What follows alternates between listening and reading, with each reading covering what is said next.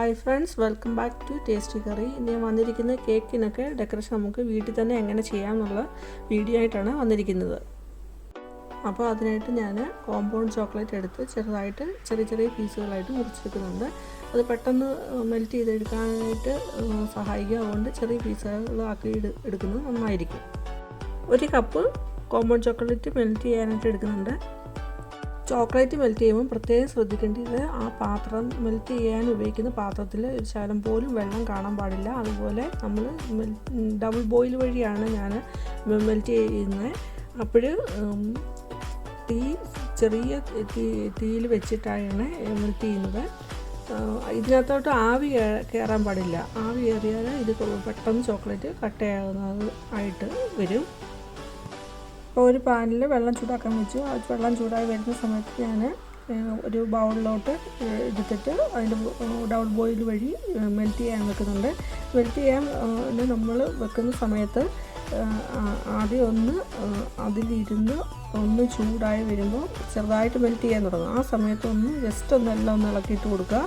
അത് കഴിഞ്ഞിട്ട് വെളിയിലെടുത്ത് വെച്ച് 1 മിനിറ്റ് കഴിഞ്ഞിട്ട് വേണം നമ്മൾ മിക്സ് ചെയ്യാനായിട്ട് തുടങ്ങാൻ.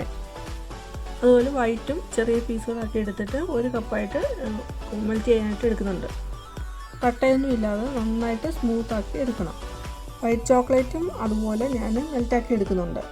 അങ്ങനെ സ്മൂത്തായി എടുത്തിട്ട് ഞാൻ പിന്നീട് അത് ഇതുപോലുള്ള പ്ലാസ്റ്റിക് ഷീറ്റിലോട്ട് കോരി ഒഴിക്കുന്നുണ്ട്. OHP ഷീറ്റല്ലേ, അതിലോട്ടാണ് ഇത് കോരി ഒഴിക്കുന്നത്. പ്ലാസ്റ്റിക് ഷീറ്റിലോട്ട് നമ്മൾ ആവശ്യത്തിനുള്ള ചോക്ലേറ്റ് മെൽറ്റ് ചെയ്ത് ചോക്ലേറ്റ് കോരി ഒഴിക്കുന്നുണ്ട്. എന്നിട്ട് സ്ക്രാപ്പർ വെച്ച് പല്ല് ഒഴിക്കുന്ന സ്ക്രാപ്പർ എടുത്തിട്ടാണ് ഡിസൈൻ പോലെ ഉണ്ടാക്കുന്നുണ്ട്. അതൊന്ന് ചരിച്ച് പിടിച്ചൊന്ന് നിരത്തി ചോക്ലേറ്റ് ഒന്ന് നിരത്തി കൊടുക്കുന്നുണ്ട്. ചെറിയ പല്ലുള്ള ആ സൈഡാണ് ഉപയോഗിച്ചിരിക്കുന്നത്.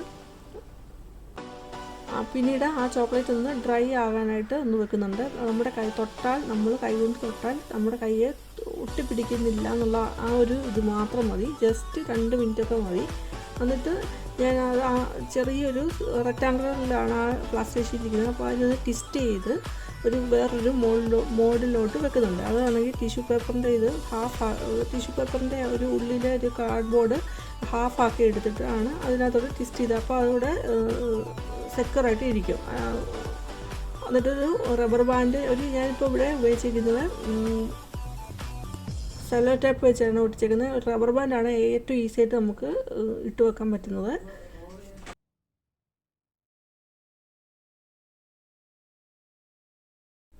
പിന്നീട് ബ്രൗൺ ചോക്ലേറ്റ് ഉപയോഗിച്ച് പരത്തി കഴിഞ്ഞിട്ട് അതിൻ്റെ പുറത്ത് ഞാൻ വൈറ്റ് ചോക്ലേറ്റ് ഉപയോഗിച്ചിട്ട് ആ സെയിം രീതിയിൽ ട്രൈ ചെയ്ത് നോക്കുന്നുണ്ട്, വേറൊരു ഷെയ്ഡ് കിട്ടാനായിട്ട്.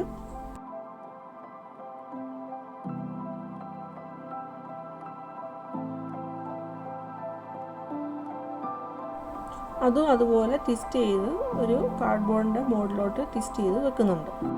അത് ഡ്രൈ ആയി കഴിഞ്ഞപ്പോൾ അത് ഞാൻ ഇളക്കിയെടുക്കുന്നുണ്ട്. അപ്പോൾ നമ്മളിങ്ങനെ ഇളക്കിയെടുക്കുമ്പോൾ അത് സൂക്ഷിച്ച് ഇളക്കിയെടുക്കണം. ഭയങ്കര നൈസാണ്, അത് പൊട്ടിപ്പോകാൻ സാധ്യതയുണ്ട്. അപ്പോൾ നല്ല കെയർഫുള്ളായിട്ട് എടുത്താൽ മതി, കുഴപ്പമൊന്നുമില്ല. അതുപോലെ വേറൊരു പ്ലാസ്റ്റിക് ഷീറ്റിൽ ബ്രൗൺ ചോക്ലേറ്റ് ഒഴിച്ച് കൊടുത്തിട്ട് നന്നായിട്ടൊന്ന് പരത്തി കൊടുക്കുന്നുണ്ട്. നമ്മൾ സ്കേർട്ടിന് ഒരു 45 ഡിഗ്രി ആംഗിൾ പിടിച്ചിട്ട് ഒന്ന് നിരത്തി കൊടുത്താൽ മതി. അല്ലെങ്കിൽ വാലറ്റിനായി പാടലും കുഴപ്പമില്ല, നന്നായിട്ട് സ്മൂത്താക്കി ഒന്ന് എടുത്താൽ മതി. പിന്നെ ഈ പ്ലാസ്റ്റിക് ഷീറ്റ് ഉപയോഗിക്കുന്നതിന് കാരണം പ്ലാസ്റ്റിക് ഷീറ്റിലാകുമ്പോൾ ഈ ചോക്ലേറ്റ് നല്ല നൈസ് ഒരു ഗ്ലേസി ഷെയ്ഡ് കിട്ടും. അല്ലെങ്കിൽ റഫായിട്ടിരിക്കും. നമ്മൾ ബട്ടർ പേപ്പറിലൊക്കെ ഒഴിച്ചാൽ ഒരു റഫായിട്ടായിരിക്കും ഇരിക്കുന്നത്. എന്നിട്ട് 2 മിനിറ്റ് കഴിഞ്ഞ് അത് ഡ്രൈ ആയി കഴിയുമ്പോൾ നമ്മുടെ കൈ തൊട്ടാൽ നമ്മുടെ കയ്യിൽ ഒട്ടുന്നില്ല എന്നുള്ള ഇത് മാത്രം മതി. എന്നിട്ട് കുക്കി കട്ടർ വെച്ചിട്ട് പല സൈസുകൾ ഷേപ്പിലുള്ള കുക്കി കട്ടർ ഉപയോഗിച്ച് ഞാൻ ഡിഫറെൻറ്റ് ഷേപ്പുകൾ ഉണ്ടാക്കിയെടുക്കുന്നുണ്ട്. എന്നിട്ട് അത് നന്നായിട്ടൊന്ന് ഡ്രൈ ആക്കിയിട്ട് മാത്രമേ ഇത് ഇളക്കിയെടുക്കുന്നുള്ളൂ. അപ്പോൾ അതൊരു 10 മിനിറ്റൊക്കെ കഴിഞ്ഞിട്ട് ഇത് നന്നായിട്ട് ഡ്രൈ ആയി എന്ന് മനസ്സിലാവും മാത്രമേ ഇത് ഇളക്കിയെടുക്കുന്നുള്ളൂ. അപ്പോൾ ചോക്ലേറ്റ് ഡ്രൈ ആക്കാൻ വേണ്ടിയിട്ട് നമുക്ക് വേണമെങ്കിൽ ഒരു 10 മിനിറ്റ് അല്ലെങ്കിൽ 5 മിനിറ്റൊക്കെ നമുക്ക് ഫ്രീസറിൽ വെക്കാം. അപ്പോൾ പെട്ടെന്ന് അത് ഡ്രൈ ആയി ഉണങ്ങി കിട്ടും. അപ്പോൾ ഡ്രൈ ആയി കഴിച്ചിട്ട് നമ്മളിത് ഓരോ ഷേപ്പുകളും എടുക്കുമ്പോൾ നമ്മൾ നല്ല കെയർഫുള്ളായിരിക്കണം.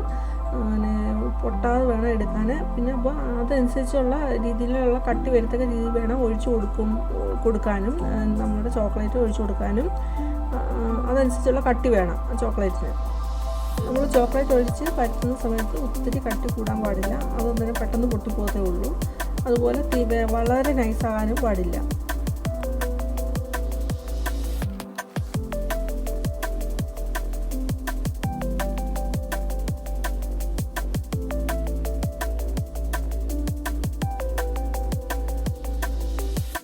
അതുപോലെ ഒരു പ്ലാസ്റ്റിക് ഷീറ്റിലോട്ട് വൈറ്റ് ചോക്ലേറ്റ് ഒഴിച്ചിട്ട് 45 ഡിഗ്രി ആംഗിളിൽ പിടിച്ച് വലിയ പല്ലുള്ള സ്ക്രാപ്പർ ഉപയോഗിച്ച് ഒന്ന് പരത്തി കൊടുക്കുന്നുണ്ട്.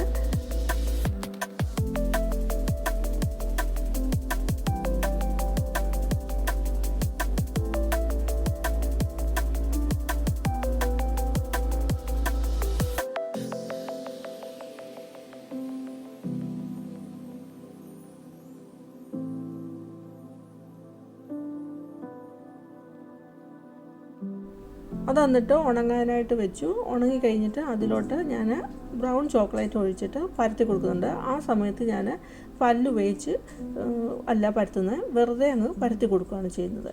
അപ്പോൾ പരത്തി കൊടുക്കുമ്പോൾ അതൊന്ന് എല്ലാ വിടവും ഒന്ന് കവർ ചെയ്യുന്ന രീതിയിലൊന്ന് ആയാൽ മതി. നല്ലതായിട്ടൊന്ന് കവർ ചെയ്യണമെന്നൊന്നുമില്ല, എല്ലാം ഒന്ന് കവർ ചെയ്ത് കിട്ടിയാൽ മതി. ജസ്റ്റ് ഒരു ആവറേജ് രീതിയിലൊന്ന് കവർ ചെയ്ത് കിട്ടിയാൽ മതി.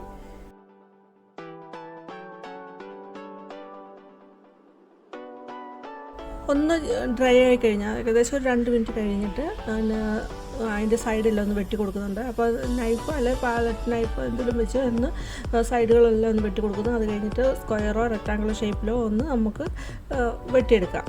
എന്നിട്ട് അതിൻ്റെ ഇൻസൈഡായിട്ട് നമുക്ക് ഇഷ്ടമുള്ള ഷേപ്പിലുള്ള കുക്കി കട്ടർ ഉപയോഗിച്ചിട്ട് നമുക്ക് ഷേപ്പുകൾ ഉണ്ടാക്കാവുന്നതാണ്. അപ്പോൾ അതനുസരിച്ച് ഒന്ന് മാർക്ക് ചെയ്ത് കൊടുക്കണം. അത് ഡ്രൈ ആയി കഴിഞ്ഞിട്ട് നമുക്ക് ഇളക്കി മാറ്റാവുന്നതാണ്.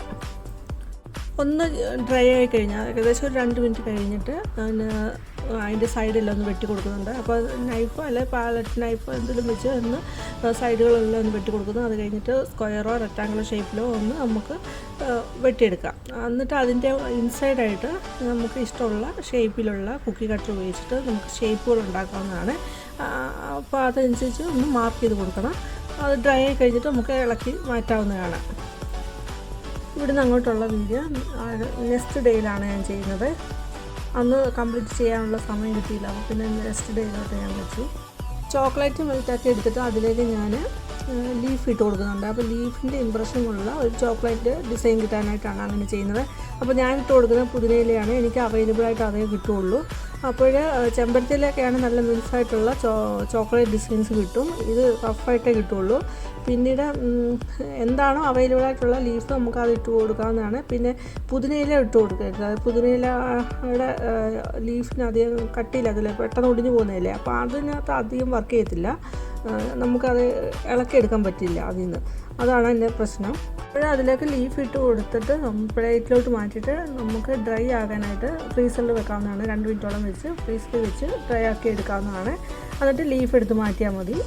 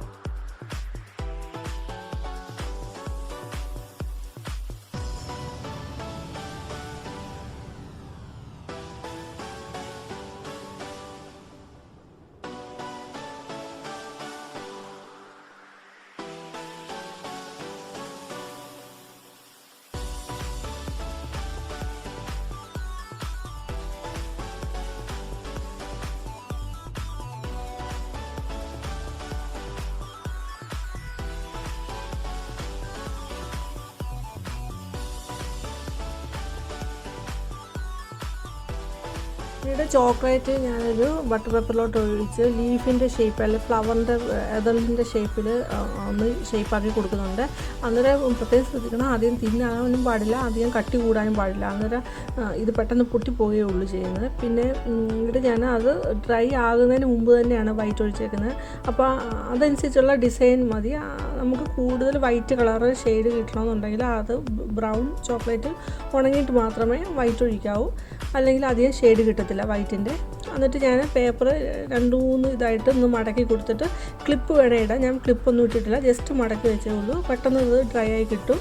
അല്ലെങ്കിൽ ഫ്രീസറിൽ വെക്കാം. അത് കഴിഞ്ഞിട്ട് അതിൽ നിന്ന് പെട്ടെന്ന് നമുക്ക് അതിൽ നിന്ന് വിട്ട് കിട്ടും, വലിയ ബുദ്ധിമുട്ടൊന്നുമില്ല. അങ്ങനെ ഞാൻ എടുക്കുന്നുണ്ട്. അപ്പോൾ ആ ചോക്ലേറ്റ് ഡിസൈൻ നമുക്ക് ലീഫിൻ്റെ ഇതിനായിട്ടോ ഫ്ലവറിൻ്റെ തീമിനകത്തോ അല്ലെങ്കിൽ ഷെല്ലിൻ്റെ തീമിനകത്തൊക്കെ നമുക്ക് ഈ കേക്കിൻ്റെ തീമിനകത്ത് ഇതുപോലെ നമുക്ക് ഉപയോഗിക്കാവുന്നതാണ്.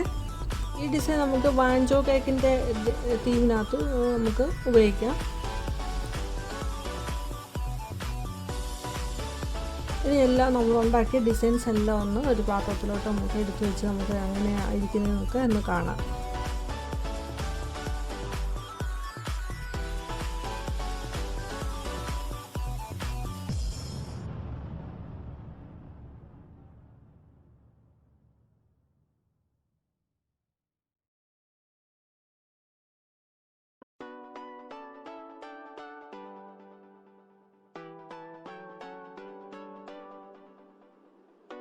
ഈ വീഡിയോ ഇഷ്ടപ്പെട്ടു എങ്കിൽ ലൈക്ക് ചെയ്യാനും ഷെയർ ചെയ്യാനും സബ്സ്ക്രൈബ് ചെയ്യാനും മറക്കരുത്. ആദ്യമായിട്ട് കാണുന്നവർ ഫുൾ കണ്ടിട്ട് വേണം സബ്സ്ക്രൈബ് ചെയ്യാൻ.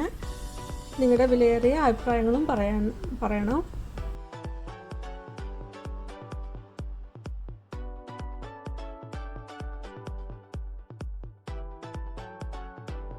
അപ്പോൾ ഇതുപോലുള്ള കേക്ക് ഡിസൈനുകളിലൊക്കെ അറിഞ്ഞിരുന്നാൽ നമുക്ക് കേക്കുകൾ നല്ലതായിട്ട് ഡിസൈൻ ചെയ്യാം, നല്ല സ്റ്റൈലിഷ് ആയിട്ട് കേക്കുകൾ ഡിസൈൻ ചെയ്യാം. ബർത്ത്ഡേ കേക്കുകൾ ഉണ്ടാക്കാം, സ്പെഷ്യൽ ആനിവേഴ്സറി കേക്കുകൾ ഉണ്ടാക്കാം. അപ്പം നിങ്ങളിത് ട്രൈ ചെയ്യുമെന്ന് ഞാൻ വിചാരിക്കുന്നു. നിങ്ങളുടെ ഫീഡ്ബാക്കുകൾ അറിയിക്കണം.